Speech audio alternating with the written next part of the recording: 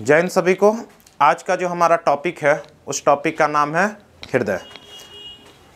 हृदय मतलब क्या होता है? हार्ट होता है। सिंपल चीज़ है, सबको पता है। आइएगा जरा देखिएगा, हार्ट में हमको जो सबसे बड़ा चीज़ होता है, एक आएगा आपका वेन और एक आएगा आर्टरीज। मतलब एक आएगा सिरा और एक आएगा क्या? धमनी। सिरा नाम ही से लग रहा है ना कि ये सिर के तरफ आ रहा है। सिरा नाम ही से क्या लग रहा है? तो बॉडी से लेके पूरा खून आपका जो सिर के तरफ जाएगा, तो बॉडी से सिर के तरफ जाने वाले को क्या कहा जाता है? सिरा। और दूसरा पता ही चल गया कि सर से लेके बॉडी तक जाने वाले को क्या कहते हैं? धमनी कहते हैं। याद रखिएगा, आप जो फंक्शन करते हैं तो आपका पूरा ब्लड पूरा शरीर में जाता है। पता है कि कहाँ पे? लंग्स में जो है, फेफड़ा मतलब हृदय के पास जो है आपका ब्लड प्यूरिफाई होता है कि नहीं होता है? तो सारा अगर बॉडी ऊपर आ रहा है, खून ऊपर आ रहा है, तो क्या शुद्ध होगा या अशुद्ध होगा? पूरा फंक्शन करके हमारा ऊपर चढ़ रहा है फिर से प्योर होने के लिए। तो सिरा याद रखिएगा, ये कैसा होता है? अनप्योर रहता है। मतलब ये प्योर ब्लड नहीं रहता है, मतलब अशुद्ध ब्लड रहता है। और फिर जो ऊपर से निकल नीचे तक जाता है तो वो क्या होता है? शुद्ध ब्लड होता है। ठीक है, यहीं पे देखिएगा, अनप्योर ब्लड कहने का मतलब है कि इसमें किसका मात्रा हो गया? CO2 का मात्रा हो गया। और प्योर ब्लड का मतलब है इस आपका में क्या हो गया? ऑक्सीजन घुल गया। याद रखिएगा, एक बार क्वेश्चन भी पूछा था कि जो अनप्योर मतलब जो अशुद्ध ब्लड का रंग क्या होता है? तो अशुद्ध ब्लड का रंग हमेशा ब्लू कलर का होगा। ठीक है, किस कलर का होगा? ब्लू कलर का होगा। और ऑक्सीजन जैसे ही मिलता है तो हेमोग्लोबिन बनता है, और हेमोग्लोबिन जो है के कारण वो क्या हो जाता है? फिर से लाल हो जाता है। ठीक है, तो वेन और धमनी का कंसेप्ट समझ गए।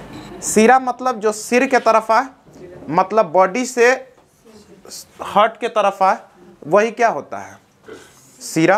और सिरा में ऑलवेज क्या होगा? अशुद्ध ब्लड होगा। और जो सर से हृदय से लेके जो बॉडी में जाता है उसी को हम लोग क्या कहा जाता है? धमनी। और धमनी में कैसा रहेगा? प्योर ब्लड होगा। कंसेप्ट क्लियर है सिरा एंड धमनी का? याद रखिएगा, ये हार्ट का कुछ कुछ चैम्बर है। जैसे हम लोग जानते हैं कि यहाँ पर 2 चैम्बर है, 1 और 2, 1 2। यहाँ 3 चैम्बर है, 1 2 3। यहाँ देख रहे हैं 4 चैम्बर है, 1 2 3 4, है ना? देखिएगा, जो एक चैम्बर मतलब एगो आलिंद होगा और एगो निलय होगा। आलिंद का इंग्लिश होता है ऑरिकल और निलय का वेंट्रिकल। ठीक है, दोनों यहीं पर समझ जाइएगा। तो आपका जो है हृदय में देखिएगा तो 2, ये कितना बोलेंगे? ये कैसा है? तो ये हृदय जो है कितने कोशिकीय है?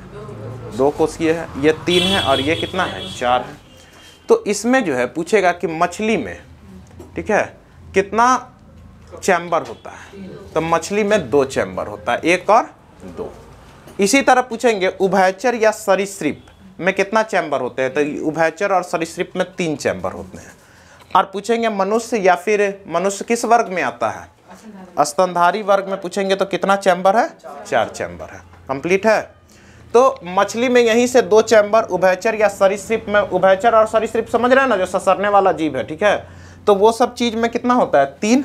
और मनुष्य में कितना चैम्बर होता है? 4 चैम्बर होता है। ठीक है, ब्लड आता है ऑरिकल में, मतलब ब्लड आता किस में है? आलिंद में। लेकिन ब्लड को जो पंप करेगा वो पंप कहाँ से करेगा? निलय में। ब्लड को जो पंप करेगा वो कहाँ करेगा? निलय में। तो अगर हम ऐसे ही क्वेश्चन आप लोग से पूछे कि बताइए कि आलिंद का जो है मांसपेशी कमजोर होती है या निलय की मांसपेशी कमजोर होती है? आलिंद की कमजोर होती है। क्यों? क्योंकि निलय को क्या करना है? प्रेशर देना है। तो ऑलवेज जो है निलय का जो मांसपेशी होगा वो क्या होगा? मजबूत होगा। ठीक है, वो कैसा होगा? मजबूत होगा। तो ये 2 चैम्बर, ये 3 चैम्बर, और ये कितना चैम्बर हुआ? 4 चैम्बर हुआ। ठीक है, तो मछली का 2 चैम्बर, उभयचर या सरीसृप हो गए तो उनमें 3 चैम्बर, और मनुष्य हो गए तो उनमें कितना चैम्बर हो गया? 4 चैम्बर हो गया। यहाँ तक कोई चीज़ का दिक्कत परेशानी? तो अभी तक हम लोग जो पढ़े वो पढ़े कि सिरा मतलब सिर के तरफ आ रहा है, बॉडी से लेके सिर के तरफ आ रहा है। हमेशा इसमें अशुद्ध ब्लड होगा। ब्लड अशुद्ध कहने का मतलब है उस ब्लड में कैसा क्या आ गया? कार्बन डाइऑक्साइड आ गया। साथ में धमनी, धमनी जो हार्ट से बॉडी में जाए उसको धमनी कहते हैं। हमेशा ये शुद्ध होगा क्योंकि इसमें ऑक्सीजन मिला हुआ रहेगा। अशुद्ध ब्लड का कलर ब्लू होगा और शुद्ध ब्लड का कलर क्या होगा, लाल होगा। ठीक है, अब आइए हम लोग अपने फिगर पर चलते हैं। ये क्या है, हार्ट है। हार्ट का ये जस्ट लाइक एक फिगर है, तैयार हो गया है। देखिएगा इसमें जो है आप देख रहे होंगे इधर वाला पतला है और इधर वाला थोड़ा सा क्या है, मोटा है। ठीक है, इसलिए क्योंकि एक तरफ हार्ट थोड़ा सा झुका हुआ रहता है। ठीक है, तो अगर हमारा देखिएगा तो हार्ट में हमने सबसे पहले बनाया है ये आगे वाला चीज़। ठीक है, जो सबसे पहले वाला जो ये लाइन जो जा रहा है, इस लाइन को हम लोग कहते हैं हृदय झिल्ली। क्या कहते हैं, जो सबसे पहला वाला जो झिल्ली है ना, उसको क्या कहा जाता है, हृदय झिल्ली। हृदय पेरिकार्डियम, हृदय को पेरिकार्डियम, तो पेरिकार्डियम मेम्ब्रेन भी कहा जाता है। हृदय झिल्ली को क्या कहा जाता है, पेरिकार्डियम मेम्ब्रेन। इस हृदय झिल्ली में जो है ना छोटा छोटा छोटा छोटा डॉट डॉट डॉट डॉट पानी भरा रहता है। इसमें क्या रहता है, पानी भरा रहता है, जिसको हम लोग पेरिकार्डियम फ्लूइड कहते हैं। जिसको पेरिकार्डियम फ्लूइड मतलब हृदय द्रव, इसको क्या कहा जाता है। अगर कोई भी अगर गलती से हमारे अगर हार्ट पे अगर मार देता है तो यही फ्लूइड जो है ना, ये जो है एक सस्पेंशन का काम करता है। मतलब हमारा हार्ट आघात से हमको क्या करता है, बचाता है। तो ये पूछेगा कि हमारा जो हार्ट पे कोई अगर मार देता है तो पूरा अंदरूनी चोट से हमको बचते हैं, तो वो किस वजह से बचते हैं, क्योंकि हमारे हृदय के बीच में हृदय फ्लूइड है, द्रव है। ठीक है, तो सबसे आगे वाला चीज़ का हो गया पेरिकार्डियम मेम्ब्रेन। उसके बाद भरा हुआ इसमें द्रव क्या रहता है, पेरिकार्डियम फ्लूइड रहता है। कोई दिक्कत है, ये दो गो होल देख रहे होंगे, इसको कहा जाता है महाशिरा। ठीक है, इसको क्या कहा जाता है, जिसको इंग्लिश नेम है वेना कावा। कौन है, वेना कावा है। इंग्लिश हिंदी दोनों पढ़ना है, क्योंकि वेना कावा करके हिंदी भी दे देता है। ठीक है, तो महाशिरा को क्या कहा जाता है, वेना कावा। और अंदर हम लोग जा रहे हैं तो यहाँ देख रहे हैं एक एसए नोड है और एक क्या है, एबी नोड है। ठीक है, ये वाला जो पेड़ के तरह जो आपको फिगर दिख रहा है, इसको हम लोग पुरकिंजे फाइबर कहते हैं। क्या कहते हैं, पुरकिंजे फाइबर। अब इधर आते हैं तो इधर में सबसे पहले देखते हैं कि इधर है प्लेमोनरी वेंस, जिसको हम लोग कहते हैं फुसफुस सिरा, और इधर है एरोटा, जिसको हम लोग कहते हैं क्या, महाधमनी कहते हैं। अभी बहुत ज़्यादा आप लोग को लग रहा होगा कि बहुत ज़्यादा कॉम्प्लिकेटेड फिगर है कि नहीं है, बहुत ज़्यादा, लेकिन बिल्कुल अब आसानी से हम लोग पढ़ते हैं। इधर क्या होगा, दायां होगा कि बायां होगा, बायां। और ये क्या हुआ, बायां हुआ। ठीक है, सबसे पहले हम लोग आराम आराम से भी पढ़िए, इतना ही में आपका पूरा हार्ट कंप्लीट है। ठीक है, तो सबसे पहले अगर हम देखिएगा तो हम आते हैं सबसे पहले बायां, अपने हार्ट के किधर आते हैं, बायां की तरफ आते हैं, क्योंकि जो ब्लड होता है ना वो हार्ट के ऑलवेज बाएं साइड जाता है। सबसे पहले मान लीजिए कि ये हमारा बॉडी हो गया, इसके नीचे क्या हो गया, बॉडी हो गया। बॉडी से ब्लड गया और ब्लड जाने के बाद किस में गुजर रहा है, घुस रहा है महाशिरा। यहाँ होल दिख रहा है ना, ये किस में घुस रहा है, महाशिरा में घुस रहा है। सबसे पहले कहाँ घुसेगा, महाशिरा। महाशिरा में जो है एक देख रहे हैं, एक वल्व है, क्या है, एक वल्व है, जिससे ब्लड अंदर जाता है। और ऊपर वाला को आलिंद कहा जाता है और नीचे वाले को क्या कहा जाता है, निलय कहा जाता है। मतलब इसका सिंपल चीज़ है कि अगर जो है हम बात करें तो इसको क्या कहा जाता है, आलिंद, और इसको कहा जाएगा आपका निलय कहा जाएगा। जरा सा हम इस फिगर को जो है, इस पूरा फिगर को हम यहाँ पर एक शॉर्ट फिगर बनाए हैं। ठीक है, ये शॉर्ट फिगर बनाए हैं जिसमें ये क्या है, महाशिरा है। कहाँ, महाशिरा। महाशिरा से अंदर ब्लड गया, यहाँ पर देखिएगा एक एसए नोड है और एक कौन सा नोड है, एबी नोड है। ठीक है, एसए नोड का हम यहाँ पर पूरा फुल फॉर्म लिखे हुए हैं, सिनोट्रियल नोड। क्या है, सिनोट्रियल नोड है। एसए नोड को क्या कहा जाता है, सिनोट्रियल नोड। और एबी नोड को एट्रीवेंटिकुलर नोड, एट्रीवेंटिकुलर नोड कहा जाता है। आप लोग बस इतना समझिए, एसए नोड और क्या है, एबी नोड है। जो हम लोग के हृदय में जो पेस मेकर लगता है ना, जो पेस मेकर, वही होता है एसए नोड। क्या होता है, एसए नोड। तो एसए नोड के पास जो है, जैसे ही हम एक धड़कन हमारा धड़कता है, धक, तो वो जो है एक वेव छोड़ता है, जिसको इलेक्ट्रोमैग्नेटिक वेव भी कहा जाता है। वो इलेक्ट्रोमैग्नेटिक वेव कहाँ जाता है, एबी नोड के पास जाता है। कौन नोड के पास जाता है, एबी नोड के पास जाता है। एबी नोड से यह जो है आपका वेव चला जाता है कहाँ पे, पुरकिंजे फाइबर में। कहाँ पर चला जाता है, पुरकिंजे फाइबर में चला जाता है।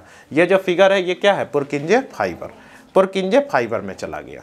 तो ऐसे नोड से एबी नोड में जाकर पुरकिंजे फाइबर में जो जाता है इसी को हम लोग कहते हैं हिंडिकल बंडल। क्या कहा जाता है, हिंग बंडल, मतलब हिंज के बंडल के रूप में ये ट्रेवल करता है। ये पूरा को क्या कहा जाता है, हिंज के बंडल। ऐसे नोड, एबी नोड और पुरकिंजे फाइबर जो जाता है उसको क्या कहा जाता है, हिंज के नोड। यहाँ तक कोई दिक्कत है? तो अभी तक हम लोग सिर्फ पढ़े सीरा, धमनी, क्या क्या बल्ब होता है वो कंप्लीट किए, कितना कितना चैम्बर है। मछली में 2 चैम्बर, सरीसृप में 3 चैम्बर और मनुष्य में 4 चैम्बर। आपको हम एक नॉर्मल एक फिगर का दर्शन करवाए हैं, इसका बारे में बताएं, यही बताएं है ना। तो आप लोग अब इसका स्क्रीनशॉट लीजिए, फोटो खींचिए, उसके बाद आगे में आप देखिएगा कि हम लोग पहले ब्लड किस भाग में आता है, दायां में आता है। किस भाग में आता है, दायां में आता है, दाएं भाग में। अब देखिएगा ब्लड कैसे कैसे आपका जा रहा है। सबसे पहले ब्लड आएगा और ब्लड घुसेगा किस में, महाशिरा में। सबसे पहले ब्लड आएगा और घुसेगा किस में, महाशिरा, जिसको वेना कावा कहा जाता है। जैसे ही घुस रहा है, देख रहे हैं आप, ये वाला ब्लॉक में जा रहा है, ये वाला को क्या कहा जाता है, ऑरिकल, मतलब आलिंद कहा जाता है कि नहीं कहा जाता है, आलिंद में। तो महाशिरा से गया और कहाँ गया, आलिंद में। कौन सा आलिंद, तो दायां भाग का आलिंद। कौन सा आलिंद, तो सबसे पहले महाशिरा में घुसा और कहाँ गया, दायां आलिंद में गया कि नहीं। यहाँ देखिएगा एक वॉल्व है, ये वॉल्व आपका ऐसे बना हुआ है कि नहीं है, ऐसे बना हुआ है कि ब्लड अंदर तो जा सकता है लेकिन नीचे से ब्लड फिर बाहर नहीं आएगा, ठीक है। तो यहाँ से ब्लड इस वॉल्व के माध्यम से नीचे जाएगा, नीचे जाएगा तो ये वाला बॉक्स में जाएगा। इस बॉक्स को निलय कहा जाता है कि नहीं कहा जाता है, निलय कहा जाता है।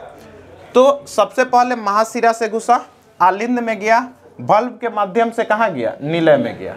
निलय ब्लड को पंप करता है कि नहीं करता है। जैसे ही पंप किया, ये वॉल्व के माध्यम से आपका ब्लड बाहर चला गया कि नहीं चला गया।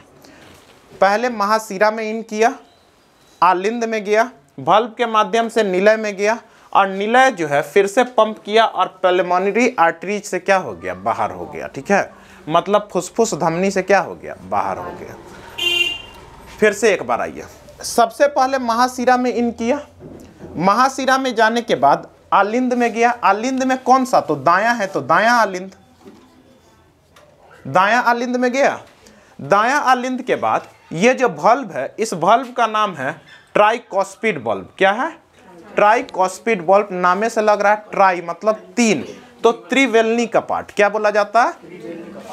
तो आपका जो है ट्राइकॉस्पिड वॉल्व में गया, महाशिरा, आलिंद और फिर कहाँ गया, ट्राइकॉस्पिड, मतलब आपका जो है त्रिवेलनी कपाट में गया कि नहीं गया। त्रिवेलनी कपाट में फिर यहाँ से ब्लड इस निलय में जाएगा कि नहीं जाएगा, वो भी कौन सा निलय, तो बायां निलय में जाएगा कि नहीं जाएगा। यहाँ निलय छूट गया है, निलय डाल देते हैं, निलय। और निलय में भी कैसा निलय, दायां निलय, ठीक है। दायां निलय में गया, दायां निलय में जाने के बाद ये आपका जो है ना, ये वाला जो नस है, ये नस आपका जाता है फुसफुस धमनी कहा जाता है, जिसको आपका इंग्लिश नेम है पल्मोनरी आर्टरीज। तो ये वाला वॉल्व को भी जो है ना फुसफुस वॉल्व भी कहा जाता है, मतलब प्लेमोनरी वॉल्व भी कहा जाता है। तो उसके बाद जाएगा प्लेमोनरी वॉल्व। अब प्लेमोनरी वॉल्व के बाद आपका निकल जाएगा, और किस में निकल जाएगा, फुसफुस धमनी मतलब प्लेमोनरी आर्टरीज में आपका क्या होगा, निकल जाएगा, ठीक है। एक बार और समझिए, महाशिरा से इन किया तो आपका दायां आलिंद में गया। दायां आलिंद के बाद एक वॉल्व है, इस वॉल्व का नाम है ट्राइकॉस्पिड वॉल्व। ट्राइकॉस्पिड वॉल्व में गया अंदर। ट्राइकॉस्पिड वॉल्व में जाने के बाद दाएं निलय में गया। दाएं निलय के बाद ये वॉल्व का नाम क्या है, प्लेमोनरी वॉल्व है। प्लेमोनरी वॉल्व के माध्यम से प्लेमोनरी आर्टरीज से ब्लड आपका क्या हो गया, बाहर निकल गया, ठीक है। यहाँ एक चीज़ देखिएगा, यहाँ क्या है, फुसफुस धमनी, जिसको हम लोग प्लेमोनरी आर्टरीज कहते हैं। आपको अभी ही बताए हैं कि धमनी जो है ये कैसा ब्लड है, शुद्ध है या अशुद्ध है। तो आपका धमनी शुद्ध ब्लड है, सीरा अशुद्ध है। लेकिन ये तो बॉडी से आ रहा है ना, तो बॉडी से आ रहा है तो दाएं भाग में तो हमारा अशुद्ध ब्लड है ना, दाएं भाग में तो अशुद्ध ब्लड है। लेकिन याद रखिएगा ये क्या है, धमनी है। तो याद रखिएगा, एक पल्मोनरी धमनीज एक आपका एक्सेप्शन केस जाता है जो आपका अशुद्ध ब्लड रखता है। जो कैसा ब्लड रखता है? अशुद्ध ब्लड रखता है। जब पढ़ते होंगे तो पता चलता होगा कि एगो पल्मोनरी आर्टरी, जिसको पल्मोनरी धमनी कहा जाता है, वो क्या है? एक एक्सेप्शन केस है जो आपका अशुद्ध ब्लड लेता है। एक बार और अब मार्कर का यूज कर रहे हैं। सबसे पहले यहाँ से ब्लड जाएगा, ये महाशिरा है, महाशिरा से आपका दाएं आलिंद में गया, दाएं आलिंद के बाद नीचे जाएंगे तो आपका त्रिवेलनी कपाट के माध्यम से आपका जो है नीलय में गया, नीलय में यहाँ से पंप किया और पंप करने के बाद आपका ब्लड जो है फुसफुस बल्ब में जाकर आपका फुसफुस धमनी से निकल गया। इंग्लिश में समझिएगा, वेना कावा से इन किया, आर्टरीज में गया, आर्टरीज के बाद वेंट्रिकल में, आर्टरीज के बाद ट्राइकॉस्पिड बल्ब के माध्यम से वेंट्रिकल में गया, वेंट्रिकल से जो है आपका प्लमेनरी बल्ब से निकल के प्लमेनरी आर्टरीज तक चला गया। किसी तरीका से परेशानी दिक्कत है? दाएं भाग में सबसे पहले महाशिरा, महाशिरा के बाद आपका दायां आलिंद, दायां आलिंद के बाद त्रिवेलनी कपाट, त्रिवेलनी कपाट के बाद आपका दायां निलय, दायां निलय के बाद फुसफुस बल्ब और फुसफुस बल्ब के बाद फुसफुस धमनी के पास गया। कोई तरीका का दिक्कत है? एक बार फिर से, पहले गया महाशिरा, महाशिरा के बाद आलिंद, आलिंद के बाद ट्राइकॉस्पिड बल्ब, ट्राइकॉस्पिड बल्ब के बाद निलय, निलय के बाद आपका सीधे गया प्लमेनरी बल्ब्स के माध्यम से प्लमेनरी आर्टरीज में निकल गया। स्क्रीनशॉट लीजिए।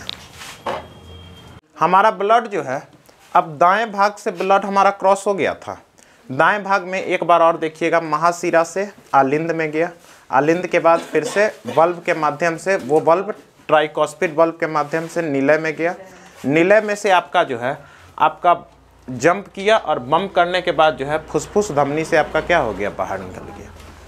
उसके बाद हम लोग देखते हैं यहाँ पे लंग्स था, लंग्स हम लोग पढ़े थे सारा चीज़। तो लंग्स में हम लोग वायु कोश पढ़े थे, वायु कोश में हमारा एल्वियोली था, एल्वियोली में हम लोग देखते थे कि यहाँ गैसों का आदान प्रदान होता था। जो हमारा अशुद्ध ब्लड जो जा रहा था हमारा शरीर में, वो यहाँ पर आके ऑक्सीजन मिलता है और वही क्या हो जाता है? शुद्ध ब्लड हो जाता है। CO2 बाहर चला जाता है और उसी अशुद्ध ब्लड में ऑक्सीजन मिलके क्या हो जाता है? शुद्ध हो जाता है। उसके बाद हमारा जाता है बायां आलिंद में। कौन में जाता है? बायां आलिंद में। देखिएगा, बायां में जाने के लिए सबसे पहले ये प्लमेनरी शिरा से अंदर आता है, प्लमेनरी वेन से क्या होता है? अंदर आता है। प्लमेनरी वेन से, क्योंकि यहीं पर ना देख रही हैं, इधर से कहीं से निकलने का जगह है, घुसने का यही जगह है। तो प्लमेनरी वेन से अंदर आया, अंदर आने के बाद आलिंद में आया कि नहीं आया? आलिंद में आया। आलिंद आने के बाद यहाँ भी बल्ब है कि नहीं है? इस बल्ब में गया, जिसको हम लोग डाइकॉस्पिड बल्ब मतलब द्विवेलनी कपाट कहते हैं। क्या कहते हैं? द्विवेलनी कपाट। यहाँ के बाद ये निलय में आया, वेंट्रिकल में आया, और वेंट्रिकल फिर पुश किया और ये एरोटा के माध्यम से क्या हो गया? बाहर हो गया। तो एरोटा के माध्यम से बाहर हो गया, तो इस वेन को एरोटा वेन कहेंगे कि नहीं कहेंगे? तो आपका महाधमनी से क्या हो गया? बाहर आ गया। तो ब्लड हमारा जो है बाएं तरफ जो है आपका ब्लड आया, शिरा से घुसा, वो भी कौन शिरा? फुसफुस शिरा, पैल्मोनरी शिरा से आपका अंदर आया, आलिंद में गया, आलिंद में जाने के बाद द्विवेलनी कपाट के माध्यम से निलय में गया और निलय में जो है महाधमनी बल्ब होते हुए महाधमनी से बाहर चला गया। इंग्लिश में सुनिएगा, तो पहले प्लमेनरी वेन से अंदर आया, प्लमेनरी वेन से आया तो आर्टिकल में आया, आर्टिकल से जो है आपका नीचे जो है डाइकॉस्पिड बल्ब के माध्यम से वेंट्रिकल में गया, वेंट्रिकल में गया तो आपका एरोटा वेन से फिर से आपका कहाँ चला गया? एरोटा में चला गया। एरोटा बल्ब से कहाँ चला गया? एरोटा चला गया। कोई दिक्कत है? यहाँ आइए। सबसे पहले देखिएगा, फुसफुस शिरा से इन किया, इन करने के बाद आलिंद में गया, आलिंद में भी कैसा? तो बायां है तो बायां आलिंद में जाएगा। उसके बाद द्विवेलनी कपाट के माध्यम से नीचे आया, द्विवेलनी कपाट के माध्यम से फिर से बायां निलय में गया, बायां निलय जो है फिर पुश करेगा तो महाधमनी बल्ब से कहाँ चला जाएगा? महाधमनी से शुद्ध ब्लड आपके शरीर में फिर चला गया। तो एक बार दायां और बायां के कंसेप्ट देखिएगा फिर से। आपका पहले जो है कितना बार जा रहा है? देखिए 1 2 3 4 5 6 6 बार में जा रहा होगा। तो बायां भी 6 और दायां भी 6। तो सबसे पहले हम लोग दायां में देखेंगे, फिगर के माध्यम से, तो महाशिरा से इन किया कि नहीं किया, इधर से महाशिरा पहला, उसके बाद दायां आलिंद दूसरा, उसके बाद त्रिवेलनी कपाट तीसरा, निलय चौथा, फिर आपका जो है फुसफुस बल्ब पांचवा और फुसफुस धमनी से छठा वापस गया। अब देखिए, अब आइए फिर बायां, आपका फुसफुस सिरा से अंदर एक, आलिंद में गया 2, फिर द्विवेलनी कपाट से 3, उसके बाद आपका निलय में गया 4, निलय में गया तो महाधमनी वल्व गया 5, अब महाधमनी से बाहर चला गया 6, तो 6 है दायां और 6 है बायां। कोई दिक्कत है यहाँ तक? तो यही कंसेप्ट आपका क्या जाता है, हार्ट का फंक्शन ऑफ हार्ट जो है आपका, हार्ट यही काम करता है कि पहले जो है आपका हमेशा दायां आलिंद में जाएगा ब्लड और फिर निकलेगा आपका महाधमनी से। ठीक है, यहाँ पर आप देख रही हैं फुसफुस क्या है, सिरा है, और सिरा हमेशा कैसा ब्लड ले जाता है, अशुद्ध ब्लड ले जाता है, लेकिन ये जो सिरा है ये कैसा ले जा रहा है, शुद्ध ब्लड ले जा रहा है। तो इसीलिए प्लूमेनरी वेन एक आता है, ये क्या ले जाता है आपका, शुद्ध ब्लड ले जाता है।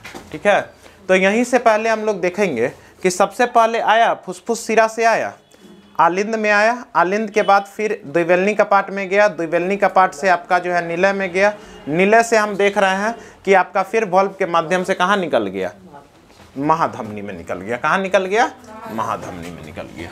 कोई दिक्कत है? यहाँ से कोई दिक्कत है? तो यही आपका क्या हो गया, हार्ट का क्या हो गया, पूरा तरीका से फंक्शन हो गया। स्क्रीनशॉट लीजिए। आगे आते हैं। आगे का जो टॉपिक है वो हमारा है ब्लड प्रेशर। क्या है? रक्तदाब। ठीक है, हम लोग देखते हैं कि हमारा बॉडी में पंप करता है, तो शरीर में ब्लड ही का ना पंप होता है, ऊपर नीचे ब्लड ही होता है। तो पूछेगा कि एक बार जो धक मारता है, ठीक है, मतलब एक बार जो प्रेशर मार के जो ब्लड को ऊपर भेजता है वो लगभग कितना ml ब्लड भेजता है? तो 70 ml ब्लड भेजता है। कितना ब्लड ml भेजता है? 70 ml ब्लड भेजता है लगभग। आगे आते हैं तो हमारा एक पंप में हमारा ब्लड कितना ml ऊपर जाता है? 70 ml। रक्तदाब देखेंगे तो यहाँ LBP है मतलब लो ब्लड प्रेशर, यहाँ NBP है मतलब नॉर्मल ब्लड प्रेशर, और HBP है मतलब हाई ब्लड प्रेशर। हम देखेंगे कि हम लोग सब जानते हैं नॉर्मल ब्लड प्रेशर 120/80 है। यही जो है ना थोड़ा सा घटा दीजिएगा, 20 घटा दीजिएगा तो यहाँ 100/70। ठीक है, यहाँ पे 120/80 था तो लो ब्लड प्रेशर 100/70, और इधर फिर 20 बढ़ा दीजिएगा तो 140/90 के करीबन क्या जाता है? High blood pressure. ठीक है, तो पूछेगा कि ऊपर वाले को क्या बोला जाता है? सिस्टोल, और नीचे वाले को क्या कहा जाता है? डायस्टोल कहा जाता है। ठीक है, ऊपर वाला को सिस्टोल और नीचे वाले को डायस्टोल। यही सिस्टोल और डायस्टोल जो है, सिस्टोल जो है ना एक आवाज निकालता है जिसका होता है लब, जिसका क्या होता है? लब। और डायस्टोल जो निकालता है वो निकालता है डब। वो क्या निकालता है? डब। तो इसीलिए हम लोग जब स्टेथोस्कोप से हम लोग अपना हार्ट को जब देखते हैं तो आवाज आता है लब डब लब डब लब डब। ठीक है, तो वो पूछेगा कि जिस हृदय की धड़कन की जांच होती है वो कौन होता है? स्टेथोस्कोप होता है। स्टेथोस्कोप में उसको सुनाई देता है सिस्टोल बोलता है लब, और डायस्टोल से आवाज आता है डब। और यही जब हृदय हमारा मरने के करीबन जाता है तो इसका आवाज आता है मर मर मर। जब आपका हृदय जब खराब भी हो जाता है तो आवाज आएगी मर मर मर। तो डॉक्टर समझ जाता है आपका हृदय अच्छा है या फिर आपका हृदय खराब है। तो रक्तदाब कंसेप्ट क्लियर है? बीमारियां हैं। बीमारियां में देखिएगा हार्ट में आता है एक हार्ट अटैक, एक आता है हार्ट फेल, और एक आता है ब्लू बेबी सिंड्रोम। ये तीन जो है ये हार्ट का बीमारी है। जैसे हार्ट अटैक में जहां आपका ब्लड जिस वेन में, जिस नस में ब्लड जो फ्लो होता है वही नस में आपका ब्लड का थक्का जम जाता है। ठीक है, और ब्लड का जैसे ही थक्का जमता है तो ब्लड को आगे जाने ही नहीं देता है, जिसमें जो है रक्त नलिका में थक्का जम जाता है। और सबसे पहले ऊपर वाला आलिंद में ही जो है ना, आलिंद ही आपका काम करना क्या हो जाएगा? बंद हो जाएगा। लेकिन याद रखिएगा आलिंद काम करेगा, लेकिन आलिंद काम नहीं करेगा लेकिन निलय काम करेगा। क्योंकि निलय में कुछ ब्लड रहता है पहले से जो पंप थोड़ा थोड़ा करते रहेगा। तो आलिंद बंद हो जाता है लेकिन निलय काम करना शुरू ही रहता है। 1 घंटे तक ऐसी स्थिति सामान्य रहती है, मतलब 1 घंटे तक ही आपका जो है ना आपका निलय भी काम करेगा, ठीक है। 1 घंटे बाद जो है निलय भी काम करना बंद हो जाता है। इसीलिए 1 घंटे से पहले जो है लोगों को हॉस्पिटल पहुंचा दीजिए। इसीलिए मेडिकल शब्द में इस 1 घंटे की स्थिति को कहा जाता है गोल्डन आवर कहा जाता है। क्या कहा जाता है? गोल्डन आवर कहा जाता है। इलाज इसका है कोरोनरी स्टंट। कोरोनरी स्टंट होता है जो छाती पर जो कस के ऐसे ऐसे डॉक्टर लोग का देखते होंगे पंप जो करता है, तो कोरोनरी स्टंट से जो है वो थक्का हट जाता है और ब्लड का सप्लाई चालू हो जाता है। या फिर बहुत सारा इंजेक्शन है, जिस इंजेक्शन में एक है बीटा ब्लॉकर इंजेक्शन, इसके माध्यम से भी देने पर रक्त का थक्का खुल जाता है और ब्लड का संचालन शुरू हो जाता है। तो 1 घंटे के अंदर अगर किसी को हॉस्पिटल ले जाया जाए तो वो क्या होता है, बच सकता है। बाकी 1 घंटे के बाद स्थिति गंभीर हो जाती है। दूसरा देखिए हार्ट फेल। नामे से लग रहा है कि पूरा हार्ट ही क्या हो गया, फेल हो गया। इसमें आलिंद निलय सब एक के बार बंद हो जाएगा, ठीक है। तो एक ही बार आलिंद और निलय मतलब ऑरिकल और वेंट्रिकल दोनों काम करना बंद हो जाएगा और रक्त का सप्लाई हार्ट तक पहुंच ही नहीं पाएगा और आदमी की मृत्यु हो जाएगी, ठीक है। इसी को कहा जाता है हार्ट फेल। एक आता है बीमारी ब्लू बेबी सिंड्रोम। नाम ही से लग रहा है ये बच्चा में होता है, ठीक है, ब्लू बेबी सिंड्रोम। याद रखिएगा हार्ट का कुछ इस तरीका का ही फिगर हम बनाए थे। इसमें जो है ना आलिंद में हमेशा देखिएगा ये दायां है और इधर क्या है, बायां है। ये लोग के बीच में कभी भी एक दूसरे से सटता कोई नहीं है ब्लड। लेकिन यहाँ पर क्या होता है, आलिंद के बीच में ये गैप आ जाता है। ये क्या होता है, गैप आ जाता है, ठीक है। वहाँ का जो चमड़ा होता है वो वहीं का चमड़ा क्या होता है, हट जाता है, जिससे इसमें तो अशुद्ध ब्लड है और उसमें शुद्ध ब्लड है कि नहीं। ये शुद्ध ब्लड अशुद्ध ब्लड यहाँ जाके मिलना शुरू हो जाता है, ठीक है। और बच्चों की स्थिति क्या हो जाती है, गंभीर हो जाती है, मर सकता है बच्चा, ठीक है। तो उसमें जो है दायां बायां आलिंद के बीच में विशेष एक छिद्र हो जाता है, ठीक है। उसी छिद्र से oxygenated blood and deoxygenated blood जो है दोनों क्या होते हैं, आपस में मिल जाते हैं, ठीक है। अब मिलने के बाद जो है इस कंडीशन को हम लोग कहते हैं फोरमैन ओवल। क्या कहते हैं, फोरमैन ओवल। फोरमैन ओवल जो है ये छिद्र को जो है ना, ये छिद्र को बोला जाता है फोरमैन ओवल। फोरमैन ओवल बोला जाता है।